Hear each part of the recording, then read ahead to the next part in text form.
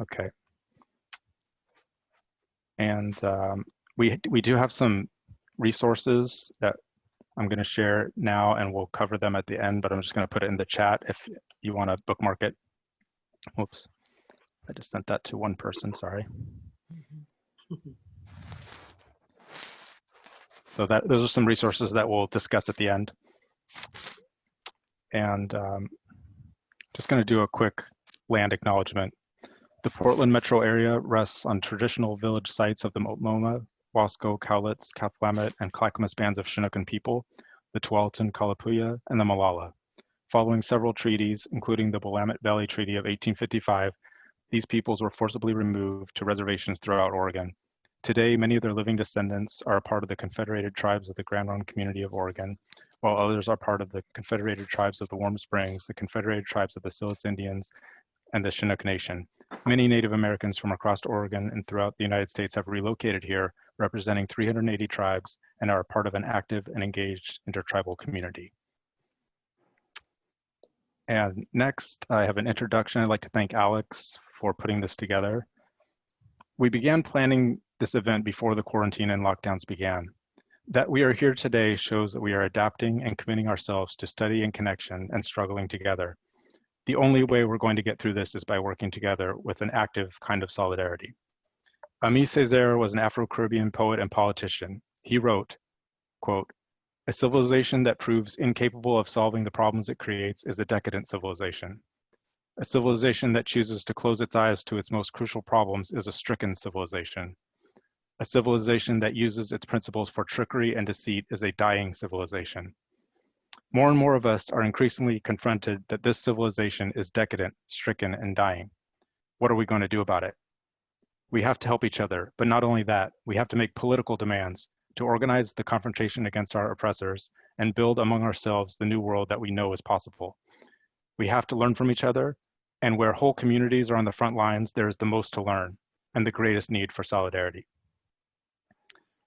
So with that, we have 4 wonderful panelists, and I'm going to turn this over to them in turn for about 10 minutes each, and then we'll have about 15 minutes for Q&A after that. So I'll just quickly introduce the panelists. We have Asmaa Tayeh, Gerri Haynes, Dr. Goudarz Eghtedari, and Nada Elia. So the first speaker will be Asmaa, and I'm going to just read her bio. 23-year-old Asmaa has always seen herself as a young woman with a bright future, no matter how negatively the unemployed people around affected her. And that journey began when she wondered, I am checking social media websites 24/7. How can I use them to both make a change and money? That is when she started to dive in the media and writing world. After studying English literature at Al-Azhar University, she worked as the social media coordinator for We Are Not Numbers and was able to make a change that had her promoted to the operations manager and work as a project manager at times. To her, communication and writing skills she has are the strongest tools for storytelling, something she decided to live for until she dies. So thank you very much for joining us, and take it away. Let's see, I will unmute you. Okay. Sorry about that. Okay. Actually, I muted myself. Okay. Okay, thank you so much for this introduction, and thank you all for having me today. And I would also like to thank you all for working together to lift the siege. And it really means so much to us to have you by our side. So as Eric told you, I'm a youth from Gaza, and I'm working for We Are Not Numbers. We're all the time trying and doing our best to raise the voice of Gaza youth. And today I would like to participate in that and help you know better about the Gaza situation, especially with the Corona outbreak. Regarding this, I would like to just tell you how did we receive the news about all of that, and to tell you the story a little bit briefly. So when we started to hear about the coronavirus in China, it was like 2 months ago, and all of us started to think of it as something so far, and that even if it would get to us, it would be after so long that there will be a cure or something at the time it gets to Palestine and Gaza. But later we started to hear that more countries around the world started to suffer from it, and we started to hear shocking numbers, especially in Italy and Spain. And at that time, people around the whole world and even inside of Gaza started to think of the siege as an advantage. They started to think that the Israeli blockade is what's gonna make this place the safest place on earth. And people actually started to envy us for that and to think that we're safe, while I think we were actually not. Because when you think deeply of it, you're gonna find that this siege is what's going to make us unsafe, and it's going to kill us, because once the first cases are reported from inside the Gaza Strip, there are thousands who will be infected in a very short time. And I assure you, as you know, regarding the healthcare system, I can assure you we will see a massacre scene in the streets of Gaza, because we don't have the equipment, we don't have the capacity, we don't have even the technology that even countries like China and Spain and Italy have, and they're not able to fight coronavirus. So what do you think we will do when it gets to Gaza? We don't have all of that. And because of that, we were having, and we are still having, let me say, an increasing fear inside of our hearts, because everyone, most of the countries, they have at least some emergency plans. They have the technology, they have the medicine, while we lack all of that. And the whole world are just, let me say, suffering from coronavirus, while we're suffering from two things: the Israeli occupation and also the coronavirus. So, you know, we can't handle all of that at the same time. And even when the Israeli occupation is also busy with treating the coronavirus victims and so on, they are still working on making our lives harder. The demolishing operations and the killing of Palestinians didn't stop, although they're busy with the coronavirus victims. We thought that this, you know, emergency state will make them a little bit busy, and it will, I thought myself, to be honest, I thought that it will take so much more time until they think of striking us or killing us, but that didn't change. And the fear also just got more serious when we started to hear about coronavirus cases inside the Gaza Strip. The place was closed due to the siege, and we didn't have any cases until we opened the Rafah crossing, southern the Gaza Strip, to get more people, Palestinian people coming back from Saudi Arabia and Egypt and so on. So we had two cases. The first cases were reported on March 22. That is like a week ago. And since then, the fear just started to increase, because we know very much how the healthcare system looks like in Gaza. And then 4 days after that, 7 more cases were reported, and those were of policemen and officers who were actually trying to force those 2 cases inside the quarantine. Because, you know, people are not used to staying at home, because the Gaza Strip is the only place they can move in. So how do you think they would feel when you force them to stay at home and not move inside the only place they can move in? So it was really hard, and it is still for us really hard to stay home, but we have to. So we're staying at home. For me, I stayed, but there are so many people outside who are not convinced by the idea of staying home, and they're still moving around the city as if nothing is going on, because I think it's just psychological, you know. They've been living under the Israeli blockade for 14 years now, and they're so used to catastrophes and crises that they cannot easily believe that this is a real and serious issue and that they have to do something to stay alive. They think that we stayed alive and we survived so many wars and Israeli attacks, so it's fine, we can just go through this. They don't think it's dangerous enough to keep them inside their houses. So some people still are raising awareness and trying to keep other people inside.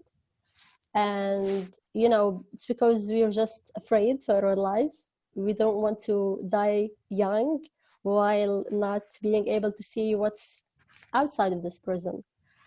So I think just the Israeli blockade is making all of that harder for us, and it's making the situation even more complicated because the overall healthcare system has been actually deteriorating since 2007, and it's getting worse because we don't have not only the medicine and technology and everything, we don't also have the enough capacity. We don't have doctors, you know, because of the deteriorating economic situation.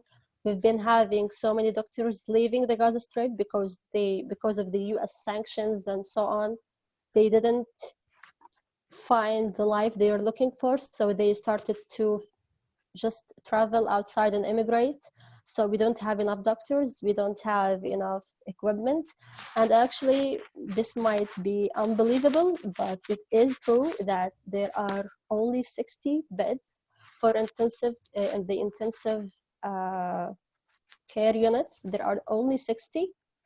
And as for the kits used to check if the people have the coronavirus or not, we had only 200, you know, can you imagine that? 200 kits only for 2 million people. And when they just finished, we had 1,000 more from the World Health Organization. And now we're just urging the world to get us more equipment and so on. But still, we just don't have the capacity for that. We don't have the equipment. And you know what's making things worse is that people's health is really bad, because we have so many cases of people who were actually trying to get out of the Strip to find better treatment. And from that, you can tell that we don't have the best immunity to fight such a virus. So if I can send a message to the whole world, and especially for you as activists, I would ask you to try to help us, the Palestinian youth at least, to raise awareness about how bad this Israeli siege is affecting us, not only in the times of Corona, but in the overall, you know, situation. It's just making our lives a bit harder, and it's just making us not able to live just a normal life. It's not helping me or anyone else to feel like a human being. And I believe this is just a human right to feel like a human being. And to me, I'm now 24, and I'm telling you, I've never felt like that. And I can't wait till the moment that I can feel like the whole world is treating me like a human being and giving me my human rights and respecting me for who I am. And to be honest, I'm a bit sad today because we are asked to be speakers in such calls and meetings with others to raise awareness, and we are asked to represent the Gaza youth, and I really love that, and I'm really grateful that I have this opportunity to talk to you today. But still, I'm a bit sad because we are asked to represent Gaza for, let me say, bad situations. I want to be called to represent Gaza for more hopeful things and happy matters, and to tell you some success stories and things that we're proud of, things that we enjoy talking about, not things that make me or anyone else more depressed while trying to represent ourselves. So I think that's it for me, and I'm gonna give the mic to another one. Okay, thank you so much for joining us, and please stay on the call if you can for questions at the end. And I hope that we do have the opportunity to have you back for happy topics in the future. It would be wonderful. Thank you. So next up we have Gerri Haynes. And I think you are ready to go, Gerri. Sure.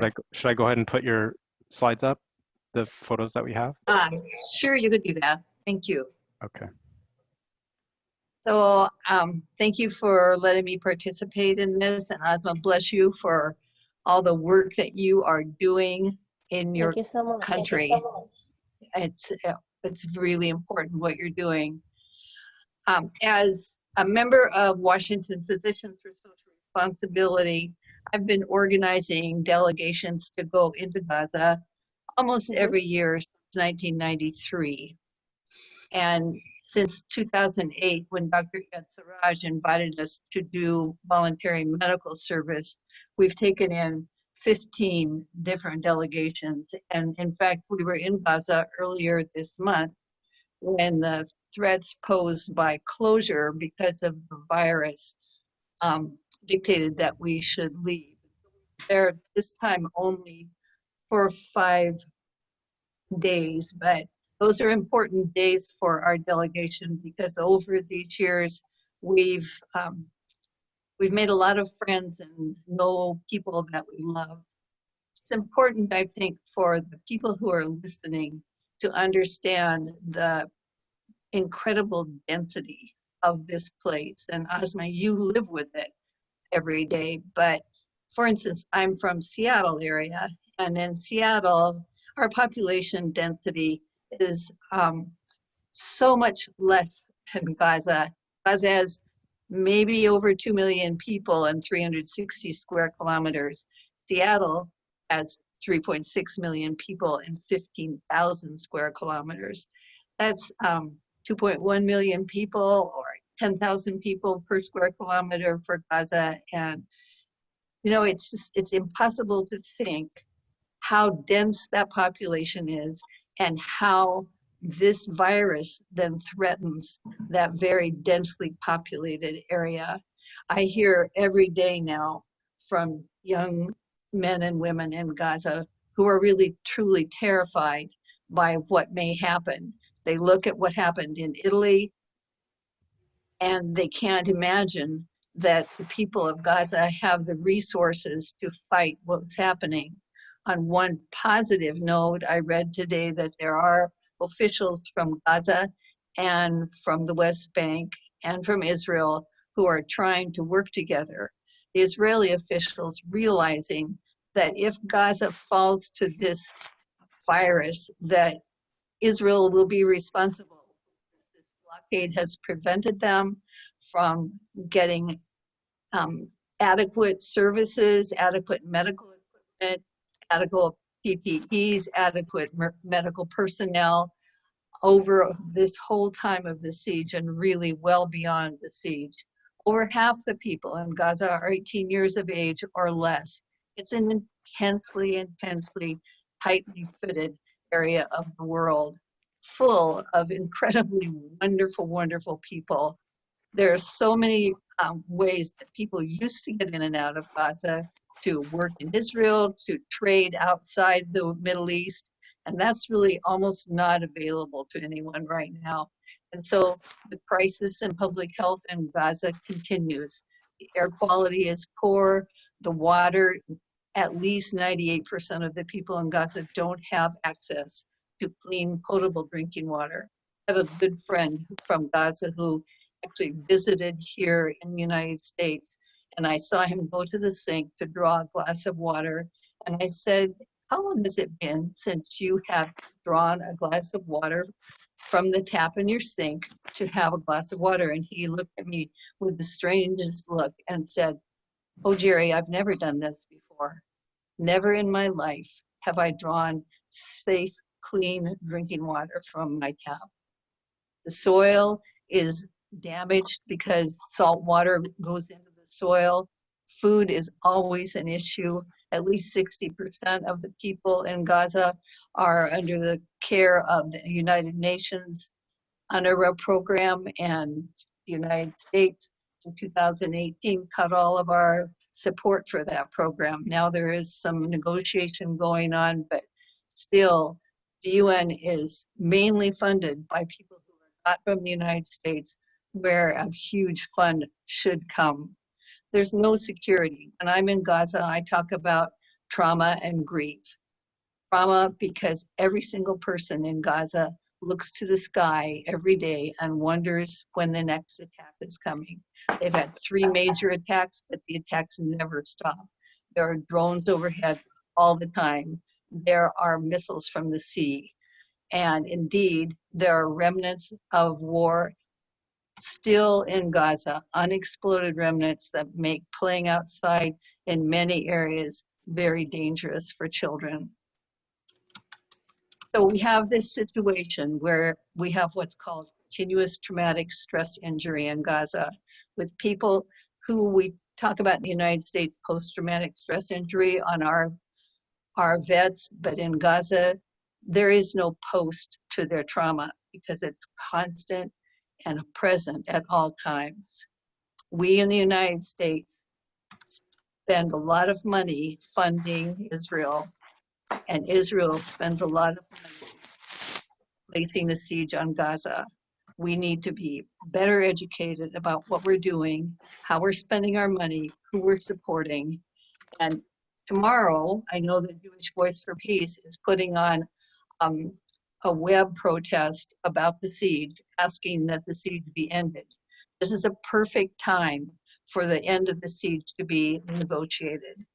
Because there are maybe 9 cases of the coronavirus now in Gaza, we can't allow that to go unattended.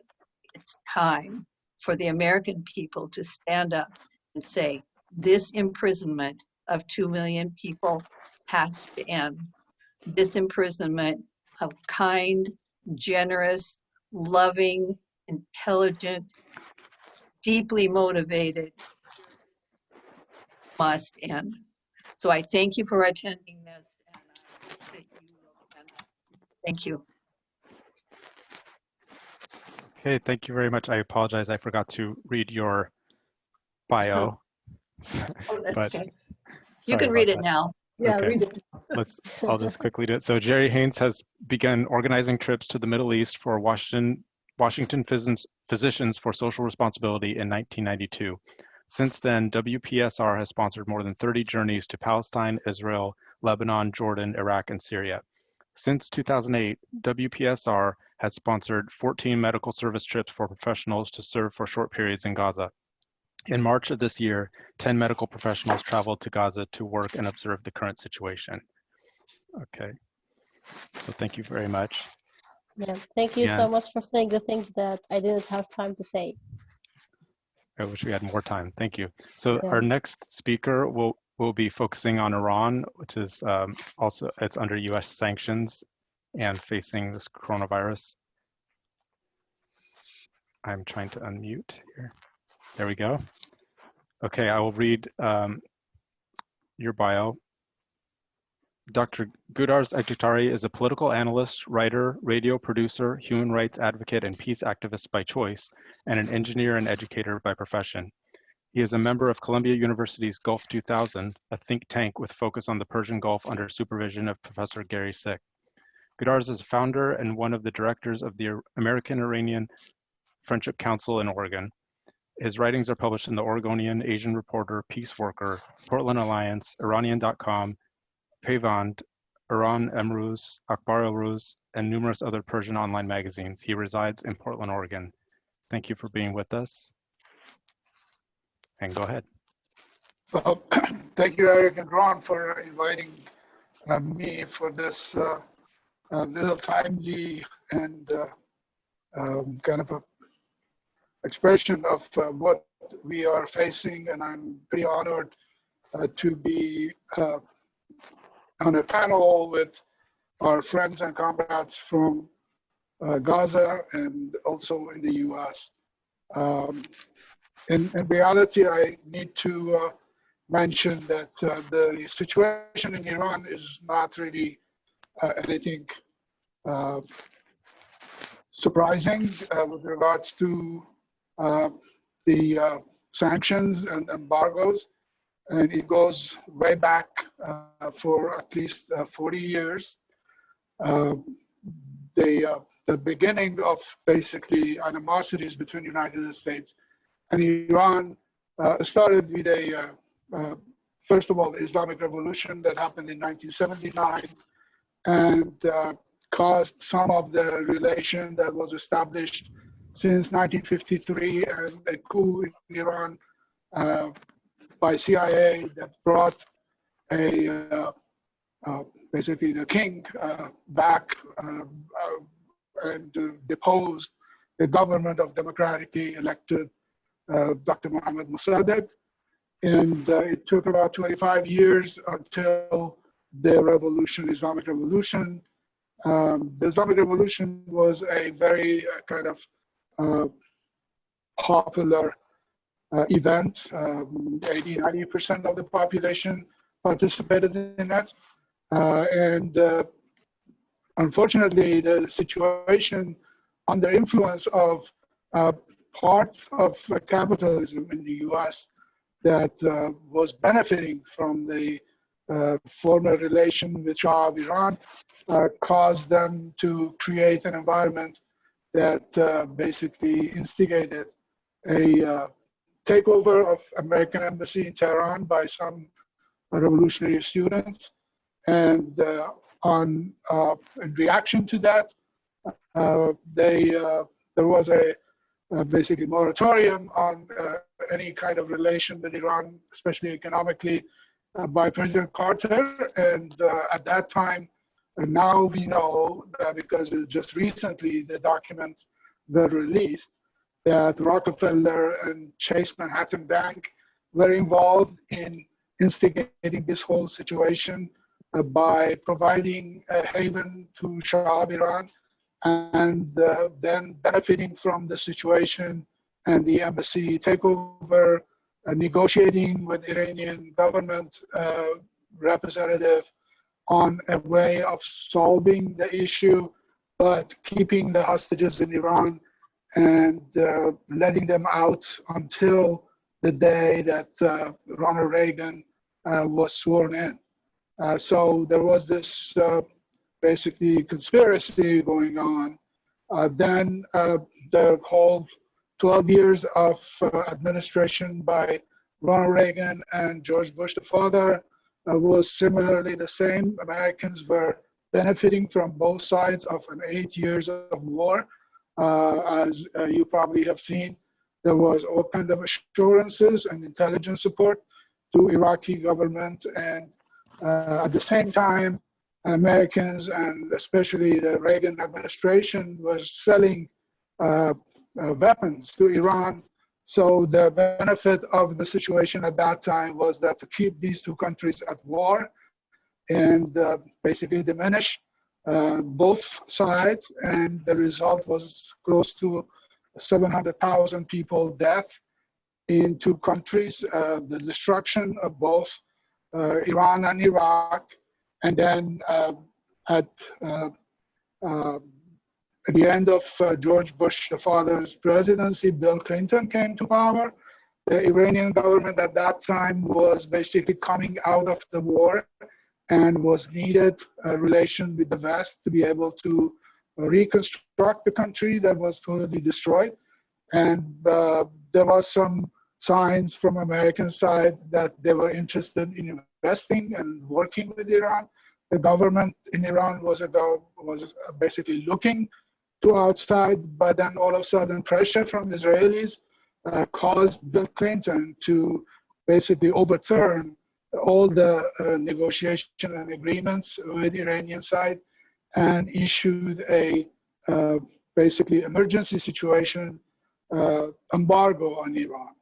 And all the negotiation and contracts that were already discussed with Boeing to get passenger airplanes and so on and so forth, were totally stopped.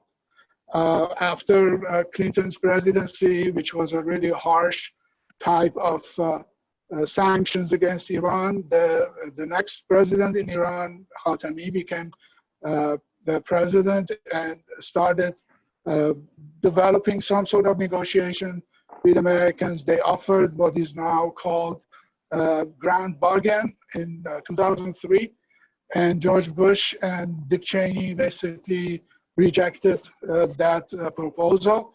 And eventually, as we know, the war in Afghanistan, the war in Iraq, brought them basically to a point that, U.S. military was so involved in Iraq that could not afford to make another attempt. And although Cheney and Rumsfeld said that the boys are going to Baghdad, the men are going to Tehran, still they were not able to make an attempt to start a war with Iran. The turn of the administration to Obama administration, the first administration of Obama, was basically a totally under control of obviously Hillary Clinton as a state secretary, and she had basically used advisory of peoples who were totally in line with Netanyahu's recommendations to keep the sanctions on Iran and even enforced it even more. And that was the increase of sanctions and basically what is now known as a crippling effect. The second term of Obama was basically a more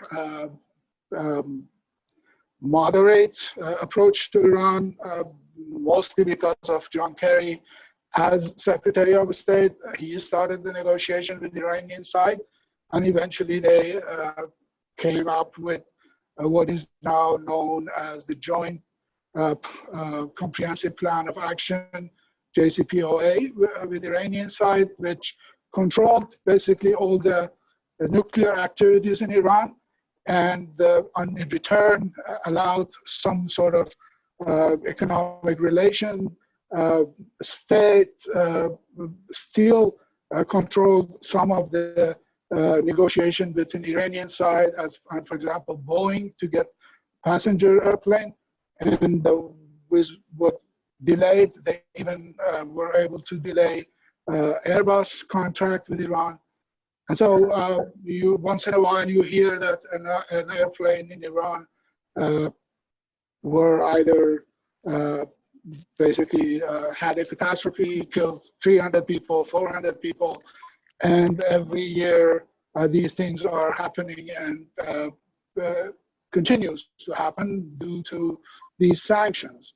There was a hope that after JCPOA there might be a kind of a point of coming together between the two countries. Obama himself was kind of somehow optimistic to brought this situation from the brink of a war, and after that, obviously the presidency of Trump stopped everything again. What he has done with Palestine is an indicative of who is following, and obviously there is no hope for that to help Iran and Iranians. In any ways, there are Muslim bans on travel, there are all kinds of embargoes. But what is now more than anything significantly impacting Iranian side is that the situation with the coronavirus and now the data that I have about, for example, the Iranian situation is that, well, first of all, the first diagnosis that is being reported from Iran was on February 18th. Iran was basically the third country that reported infections by coronavirus. One reason for that is that basically because of all these sanctions, the only resource for Iranian economy is to work with two sides, Russians, China, and India. And so having most of their capital improvements in Iran done by Chinese, that basically facilitated the transfer of disease via workers who were working in Iran. And apparently the first site that this was seen and reported was in the city, religious city of Qom, which was the location for a metro project, underground project by Chinese companies. And so there was a lot of Chinese were working in that city. And so this caused the transfers by social interaction. And since then, there has been about 36,000 of cases of the coronavirus in Iran. The casualties are almost 2,700 today. Every day there are new cases. Just yesterday there was like 129 new deaths. I guess the health system and the medical system in Iran is trying to pick up. They are just like any other place in the world. The health industry, employees, and providers are doing all they can with the situation that exists. Americans and Pompeo claim that medicine and humanitarian helps are not sanctions, but in reality, it is. It doesn't really add up when they claim that these are exempt. Actually, Human Rights Watch has done a report, and I suggest that we play the second slide, which show a video by Human Rights Watch researcher on this issue and the embargo on medical equipment and medicines. Okay, I have your slideshow. I don't know if the videos are working, but if not, we may have to share them with a follow-up email. But yeah, that's fine. I'll present it right now. So it was the second slide you said? No, it's like the fourth slide with the with Trump's face. Okay. Just go down.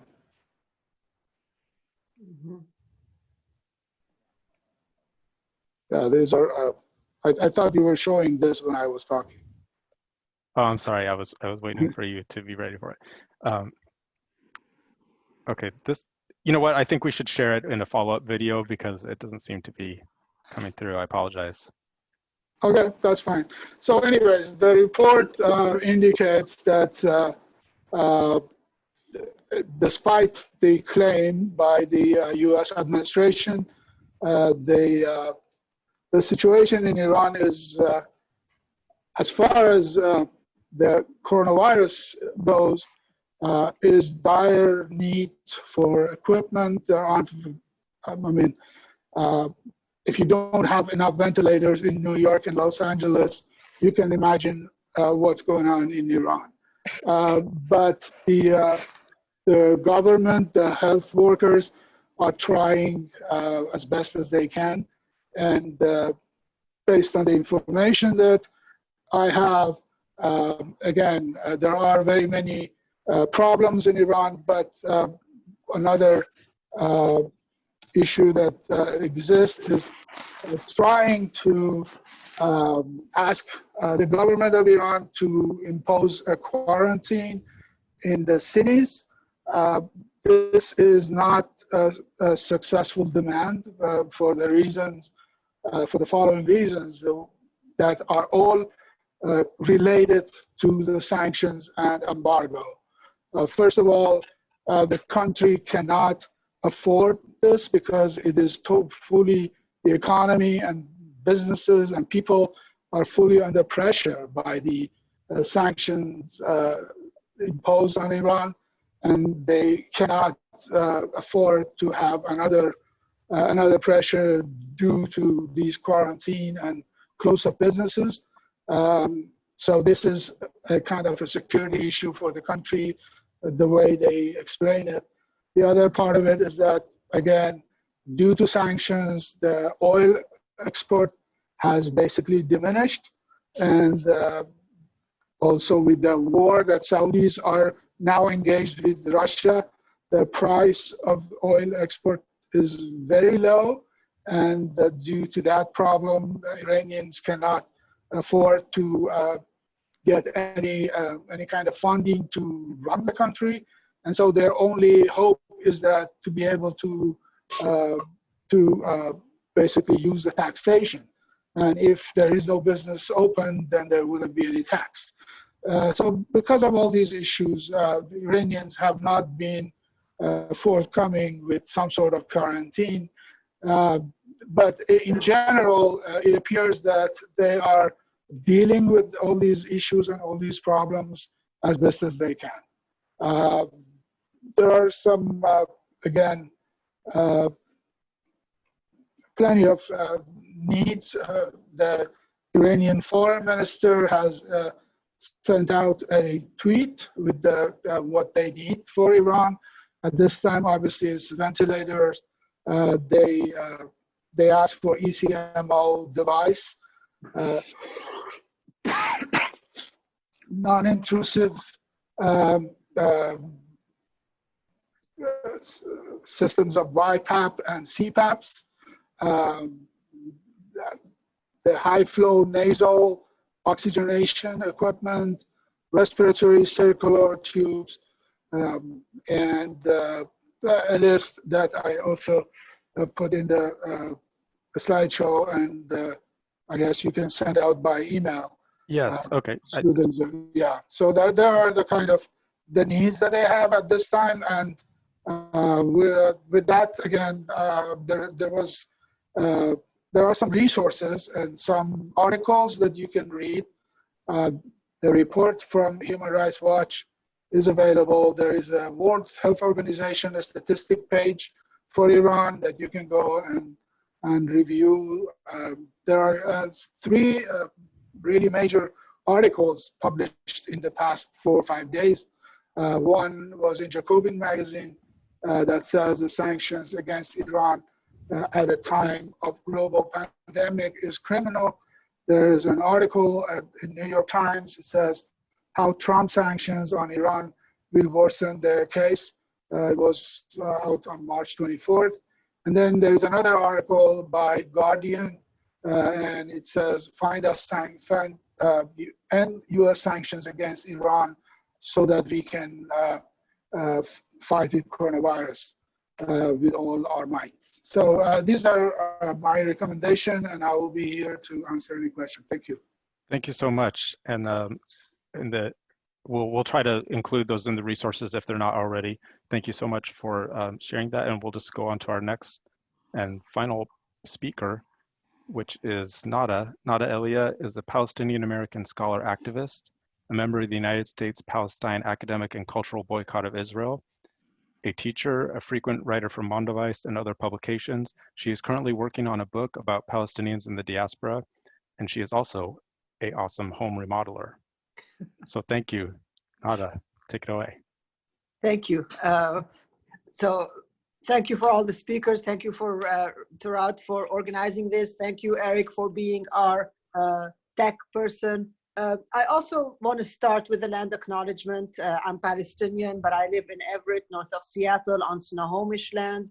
The Snohomish are part of the larger Tulalip indigenous peoples, and they've been relegated. For most people now, people know of the Snohomish as a reservation with a casino, which of course is not representative of their culture and heritage. So I want to acknowledge that. I also want to explain that I'm here not to give facts and figures. I was simply asked by Rod, a dear friend, to speak about what we can do under the current circumstances. So under the current circumstances, and knowing that the participants are muted, I'm not going to actually demand a response as much as ask you to think about it. How many of you here, participants, have signed more than 5 online petitions?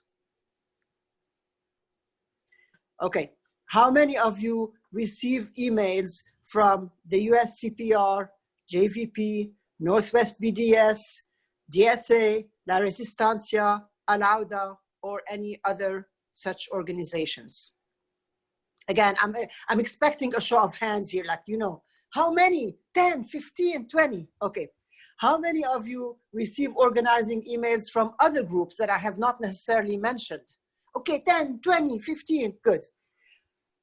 How many of you already had Zoom on their laptop or phone before this webinar? Again, so many hands are up in the air. I see them. Okay, so I could ask many such questions. The point that I'm trying to make is that we've all done online organizing before. If you've answered yes to any of these questions, you have done already online organizing.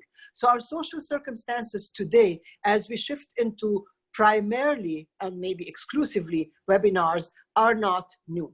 And I say that because, again, when Rod asked me to be part of this webinar, I wasn't sure I could do it, because I felt, and I told him immediately, I'm like, hey, this is uncharted terrain. I haven't done this before. I haven't done this social distancing before. I don't know. And then I immediately realized, actually, I've been doing this for decades. And I think any activist has been doing this for decades. We have been acting in solidarity with Gaza and Iran for many years, for decades even, in circumstances that are no different from the ones currently imposed by the coronavirus. There are very few Americans, there are very few people of any nationality who are allowed into the Gaza Strip. This is not different now because of the virus. People who are known to be in solidarity with the Palestinian people, anyone who's an activist for BDS, is generally denied entry into the West Bank, even when it's not even without the coronavirus. Most of us have never been to Iran, even though we have long opposed the sanctions on that country. So when we actually sit down to think about it, most of us have been doing social distance activism for all our years of activism. Because if I were to ask how many of you have gone to Iran and how many of you have gone to Gaza, I expect a very, very small number of hands. So we've been doing this and we've become quite good at it. And we are part of solidarity networks that brainstorm, envision, strategize, and organize primarily online. So that's what we need to keep in mind as we enter these new circumstances. We have achieved very significant successes and victories strictly through social media. And so this is not something new for us. I cannot overemphasize that online activism is not new activism. It's the way we have been doing most of our activism for a very long time. So let's not think we can't do this. The situation is so very different. Of course, you know, even though there were real meetings, and you know, the reason I accepted the invitation from Rod is because I have met Rod in real life multiple times. I know Gerri in real life multiple times. We have had meals together, we have had drinks together, we have broken bread. I have been in Gerri's basement where there were some wonderful meetings way back in, you know, when I lived in Kirkland, where I believe Gerri still lives. Anyway, so, and I also want us to think that our current social distancing is not the new normal. It is a transitional phase. So in the meantime, how do we deal with the crisis that we are dealing with. So I want to emphasize or address some of the aspects of what I've just heard, because I was taking notes down here on my pad. And first, I want to say that the communities that were already disenfranchised are obviously the ones that are most impacted. I mean, that's given across the board in Iran, in Syria, in Palestine, and here too. The poor, the homeless, the incarcerated, the refugees are the most impacted. Yet at the same time, even though these are the communities that have been under some form of lockdown for quite a while. So we can actually look to these communities as models. And when we look to these communities as models, we see the model of sumud, which is an Arabic word that means persistence. And not just of sumud, but also of creativity in the harshest of circumstances. As Asmaa was saying, Gaza also has its happy moments. Iran also has its happy moments. So we should not just think, oh, this is nothing but a catastrophe. It is very serious. I don't want to minimize what's going on, but we can also be creative and we can certainly persist. But also Iran and Palestine are not just surviving on a day-to-day basis. In addition to surviving on a day-to-day basis, Palestinian and Iranian activists, both in their countries and in the diaspora, I speak of myself as a Palestinian diaspora activist, are also organizing for a better future. And that's also what we have to keep in mind as we are organizing today under circumstances that may compare, they pale, but they compare to lockdown, the siege that Gaza has been under for 13 years, that Iran with the sanctions has suffered for close to 40 years.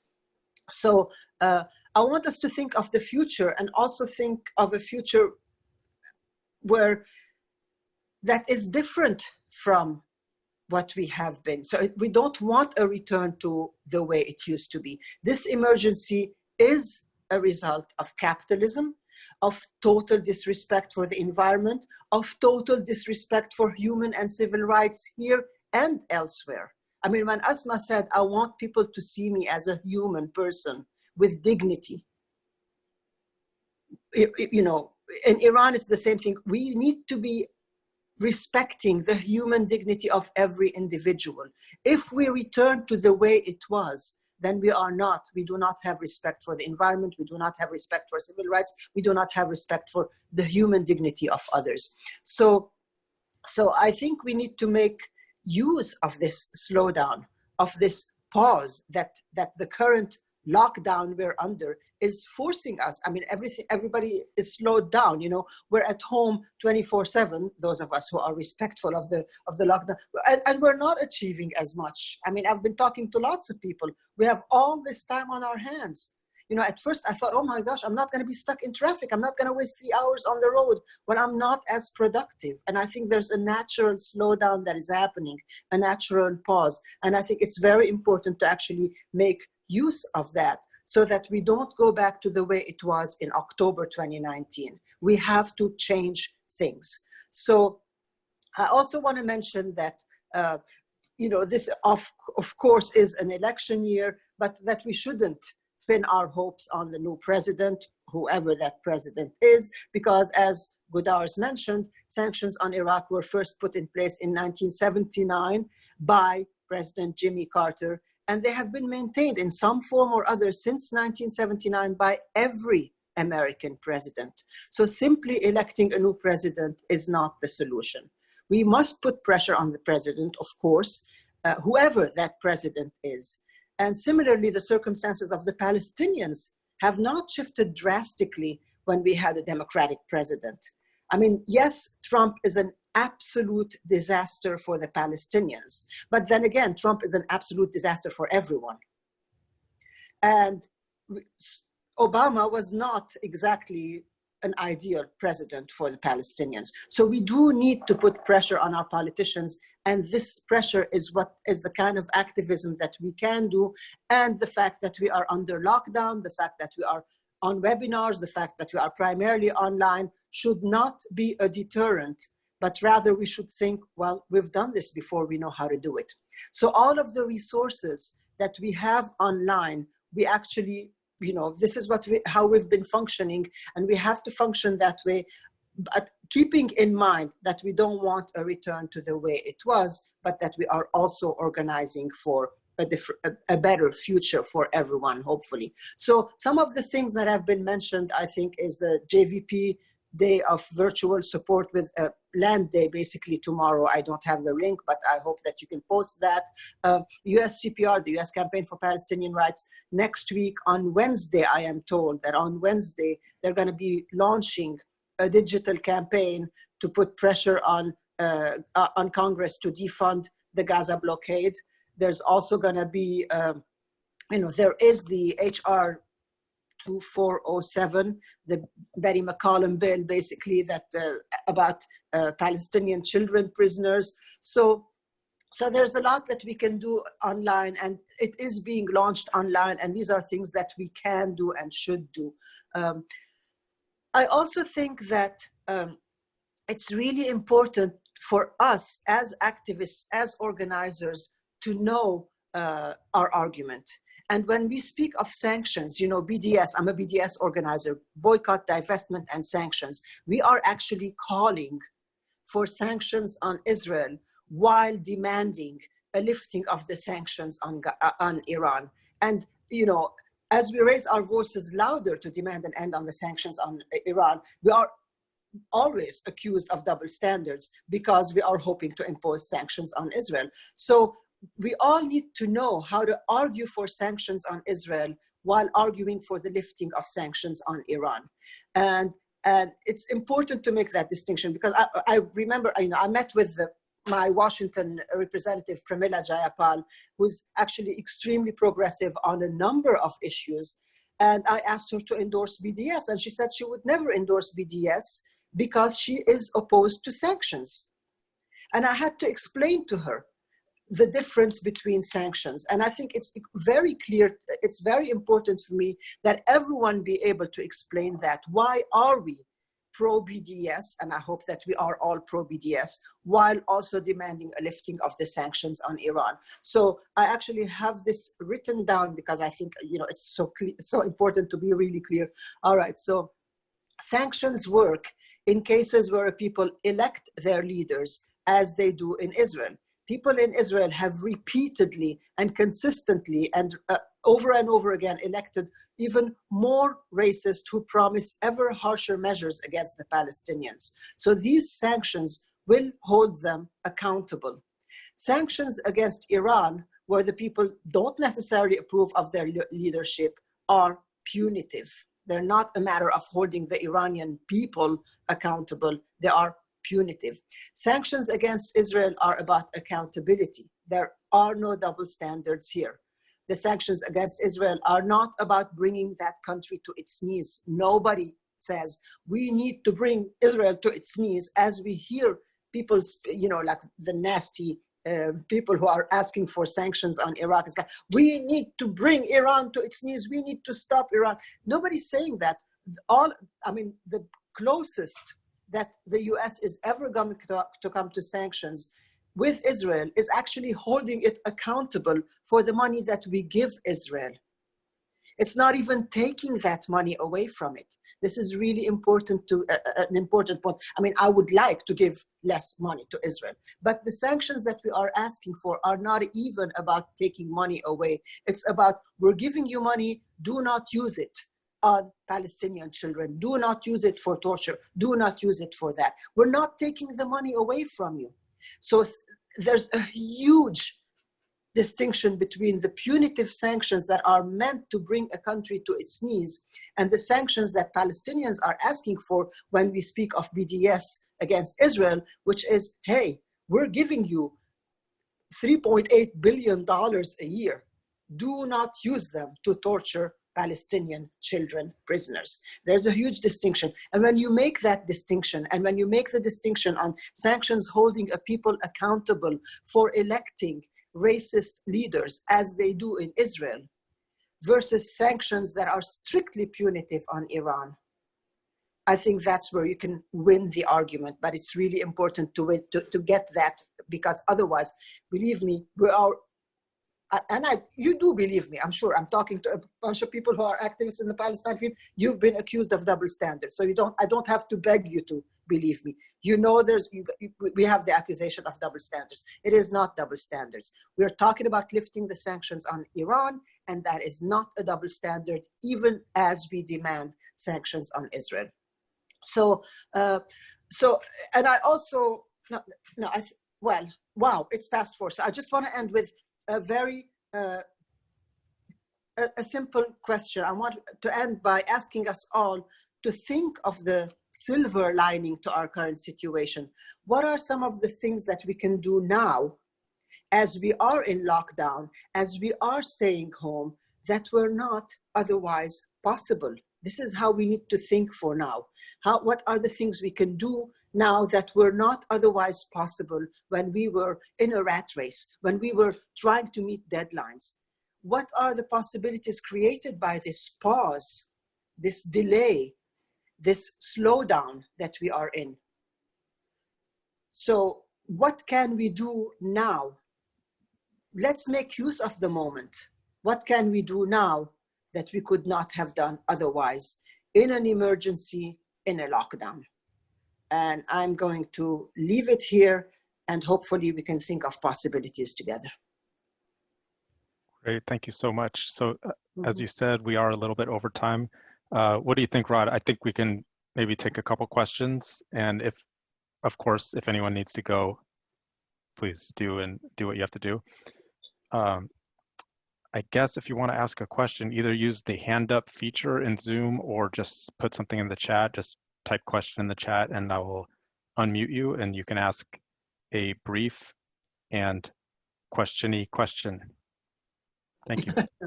Questioning, not a questment. You know, questment is a question that's really a statement. Yes, please don't do that.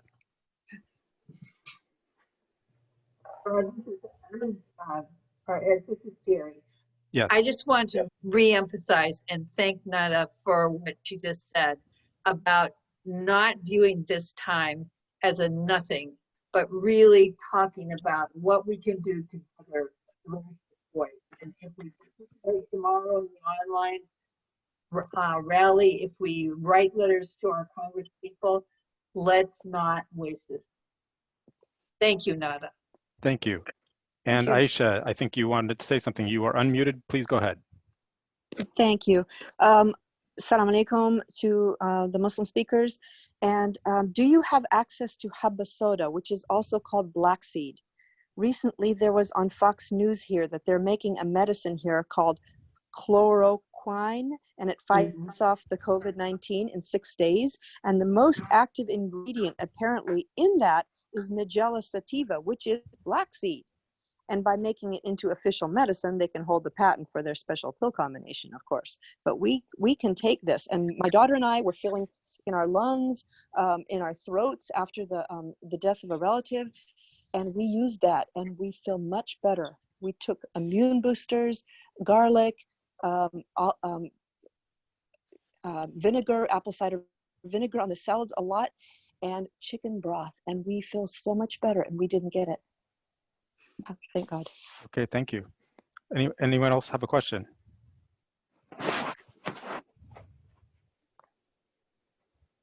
Okay, last chance. I know we went a little over. Apologize for that. Okay. Okay. I'm going to read out this question. Yeah. Okay. This is for Nada. The so-called double standard on sanctions needs also to incorporate support for the South Africa sanctions in a country where people did not elect the government, but people supported the sanctions. How to address that? And I see you, Connor Olivia. I'll unmute you right now. Yeah, I see. You know, I'm actually writing a book about the parallels between Palestine and South Africa. And so this is, it's hard for me to give an answer in 2 minutes when I've almost written 3 chapters about this. The sanctions on South Africa were, again, I mean, the people did not elect as in, it would have held the white people accountable, not the black people accountable. and the sanctions on Israel would be holding the Zionists accountable. There's always the talk about, oh, who suffers more? The Palestinians are not going to suffer more eventually. And the blacks, I mean, people were always thinking the blacks are suffering from the sanctions on South Africa. No, if they had, it wouldn't have been a problem for people calling for sanctions, for people opposing the sanctions. I'm sorry, as I said, when you've just written some 3 chapters, it's really hard to answer that question. But, you know, how about I send Rod or Eric something about what I've written about the sanctions on South Africa? That would be great. And we will put together a follow-up email. Yeah, I think that would be good. Okay, I'm going to read this question from Connor Olivia. Do any of the panelists have other thoughts on what the US can do to take action on either Palestine or Iran? Anyone who'd like to take that? Go ahead, Asmaa. Hold on a second. Okay, thank you. Yeah, there you go. So I'm sure that most of you are thinking the best you can do is to raise awareness and to support some of the, let me say, groups of activists who are working to raise the voice of Palestinians and so on. And for me, I think this is really effective, but still we need something to help us go on. And I really appreciate it when people are doing their best to show that they're by our side and that they're trying their best to do something for us. But still, sometimes we need just more than that. So I think it would be really good if you can reach out to those who are, let me say, in charge, and to maybe send messages to the UN or something. I'm sure this is going to be eventually effective. And also maybe you can make some donations for the youth and maybe healthcare organizations in the Gaza Strip and also all of Palestine.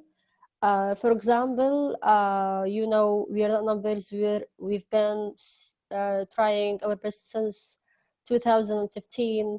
We're trying to give more youth the opportunity to write and to share their stories, and we're giving them the platform to speak and to reach out to the whole world and tell their stories that are not following any specific political agenda. We're giving them the time and space to just be themselves and say their stories, their real stories as youth.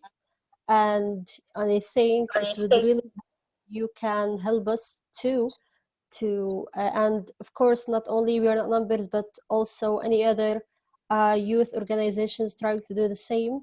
It would be really good if you can help us and others to raise our voice and to speak in a louder voice, and that would really mean a lot. Thank you so much. I think Goudarz, I think you had a response to that as well. Yeah, my kind of comment is that despite, I mean, the lack of confidence in Congress and any establishment, but in reality, we do have some voices within the Congress that are opposing these sanctions, and they are supporting, at least due to coronavirus, to lift the sanctions, including a letter that was sent this week by 9 Congress people, including Senator Sanders and Senator Warren, AOC, and Congresswoman Ilhan Omar, and others. And I suggest that if you have connection to your Congress people, ask them to join these letters to Pompeo and Mnuchin to lift sanctions against Iran immediately for humanitarian purposes, and instead of trying to play games and wars, just lift the whole thing, at least for 6 months, and let people be able to accommodate the needs for for equipment that they need. Right now, there are many activists and organizations that are trying to send medical equipment to Iran, but none of it is being allowed to either cross the borders in Europe to go to Iran, or the banks. I mean, the Iranian government is not a poor government. They have funding available that they sold oil for, and it's being blocked in bank accounts, and the banking system is only working under American permission. So despite the claims that Pompeo and Trump are saying that the humanitarian help is not sanctions, they are lying. In actuality, no bank would open a contract to transfer money for purchase of equipment that they need immediately, and they are in a dire need, especially, as I said, for example, the oxygen mask and all the ventilators and the systems that they need for medical purposes. Thank you. Thank you so much. And I think we're going to have to call it there for time, but we really appreciate all the panelists joining us and all the attendees. Thank you so much. And we will do a follow-up email with some of the resources. I'm going to chat one more time the resources that we put together. So grab that, and we'll follow up with some additional information. Thank you so much. Thank you. Thank you so much. Okay.